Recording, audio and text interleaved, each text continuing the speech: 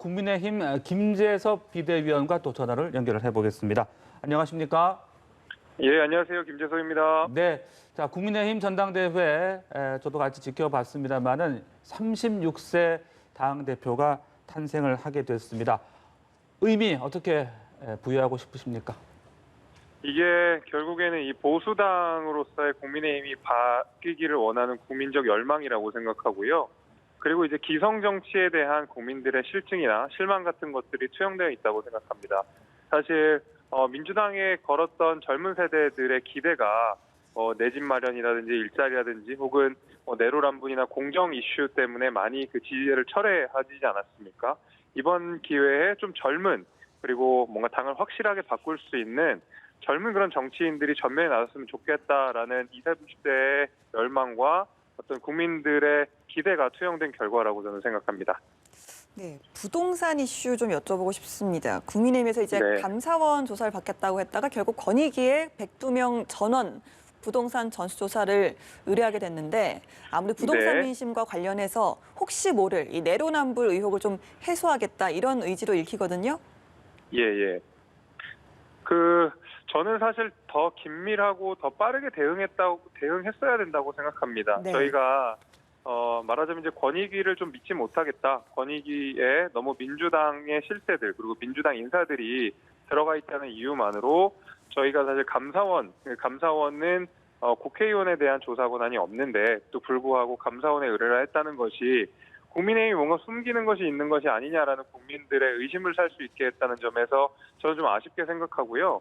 지금 민주당 내에서도 굉장히 제사를 잘라내는 심정으로 12명의 의원에 대한 탈당 조치를 강하게 밀어붙이고 있는 것으로 알고 있습니다. 네. 국민의힘 같은 경우에도 여기에 결코 이제 밀려나서 안 된다고 생각하고요. 저희가 더더욱 나서서 권익위에 필요한 충분한 조사들을 다 받고 부동산 문제와 관련돼서 우리 국민들께 한 점의 의혹도 남기지 않는 그런 계기로 만들어야 된다고 저는 생각을 하고 있어서요.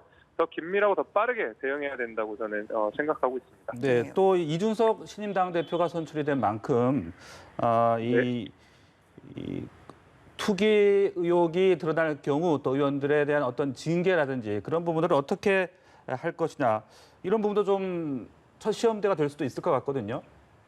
그렇죠. 아무래도 지금은 그 대상이 국회의원들을 대상으로 하고 있고 현재로서 이준석 대표는 국회의원은 아닌 상태이기 때문에 그러니까 공무원은 아닌 상태이기 때문에 입장 차이가 조금 있을 수 있다고 생각합니다. 네. 그러니까 이준석 대표는 본인이 이제 첫 취임 이후에 강력한 드라이브, 그다음에 쇄신의 모습을 보여주기 위해서는 이 부분을 단호하고 빠르게 대처를 해나가야 될 텐데 사실 국민의힘 의원들이 이 부분에 대해서 적극적인 모습을 아직까지는 못 보여주고 있었거든요.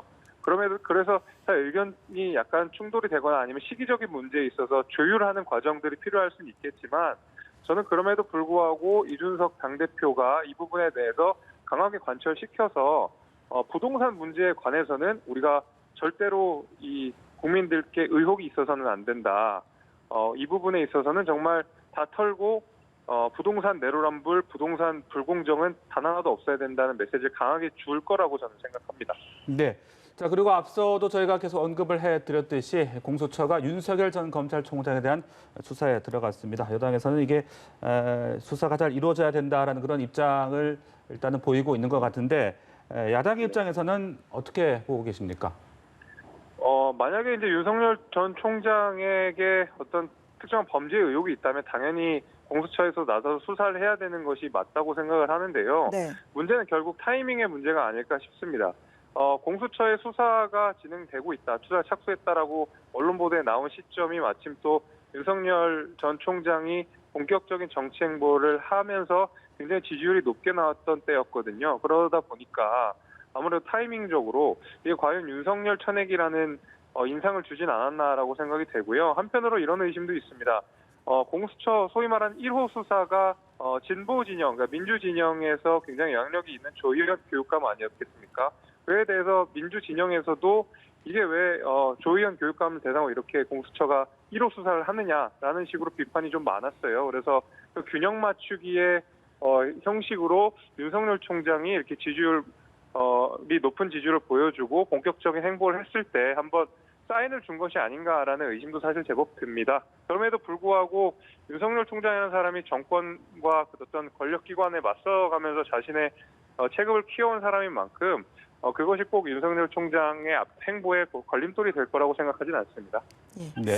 자, 새 지도부가 또 하게 되고 또 비대위원 활동을 이제 종료하게 되셨잖아요. 작년 예. 6월에 임명이 되셨으니까 1년 정도의 시간이 흐른 건데 이 비대위원으로 활동을 하시면서 기억에 남는 순간 또 아쉬웠던 점이 있으시다면 소회를 좀 말씀해 주시죠.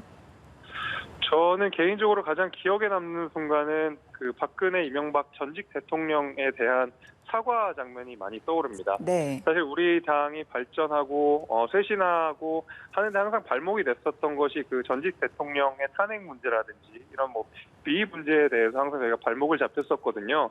그에 대해서 당이 속 시원하게 단 한 번도 국민들께 진정으로 사과를 한 적이 없었고 그것이 국민들께 국민의힘을 불신하게 하는 제일 큰 이 원인으로서 작용하고 있었다는 점에 항상 마음이 안 좋았었는데 이번에 그 비대위 기간 동안 확실하게 그 전직 대통령에 대한 대국민 사과를 성황리에 잘 마쳤고 그를 이어받아서 이준석 대표가 그 보수의 심장이라고 불리는 대구에 가서 탄핵이 정당하다라고 정확하게 선을 긋고 탄핵의 강을 넘어가지고 이제 우리가 국민들께 신뢰받을 수 있고 과거로부터 자유롭고 더 앞으로 미래로 나아갈 수 있는 정당이라는 어떤 큰 이 모양새를 거쳤다는 점에서 저는 그때가 가장 기억에 남고요. 네. 좀 아쉬운 점은 당이 아무래도 저는 젊은 사람으로서 훨씬 더 당을 젊게 만들고 더 젊은 사람들의 참여가 이루어지기를 바랬었는데 네. 물론 젊은 당대표가 되어가지고 그건 굉장히 고무적인 일이나 젊은 당대표 이외에 더 많은 청년들이 기회를 갖고 더 많은 어떤 이 정치에 참여하는 사람들이 있었으면 했는데 그거는 충분히 못 이루어진 것 같아가지고 그 부분은 조금 제가 아쉽게 생각합니다. 젊은 당대표 말씀을 하셨으니까 이제 신임 당대표와 최고위원 지도부에 대해서 어떤 점을 좀 당부라고 해야 될까요? 한 말씀 해주신다면요. 지금 비대위는 끊임없이 쇄신하려고 1년 동안 노력을 했었습니다. 특히 말씀드린 탄핵 문제라든지요. 아니면은 그동안 우리가 보여왔던 강성 극우의 모습들, 소위 말하는 이 광화문 시위라든지 이렇게 해서 국민들께 눈살을 찌푸리는 모습들을 많이 보여줬거든요. 그런 쇄신 작업들. 그리고 또 우리가 약자와의 동행이라는 이름으로 그동안 우리가 충분히 관심 갖지 못했던 사회적 약자들에 대해서도 비대위 차원에서 관심을 많이 갖도록 노력을 좀 했었는데 이런 쇄신의 노력과 앞으로 뭔가 우리가 더 국민들께 다가가려고 하는 노력들을 이어줬으면 좋겠다. 더 좋은 정당, 그다음에 국민들께 신뢰받는 정당, 수권 정당으로 거듭날 수 있게끔 그 쇄신의 박차를 가해주셨으면 좋겠다라고 부탁드리고 싶습니다. 네, 오늘 말씀 여기까지 듣겠습니다. 국민의힘 김재섭 비대위원이었습니다. 고맙습니다. 감사합니다. 고맙습니다.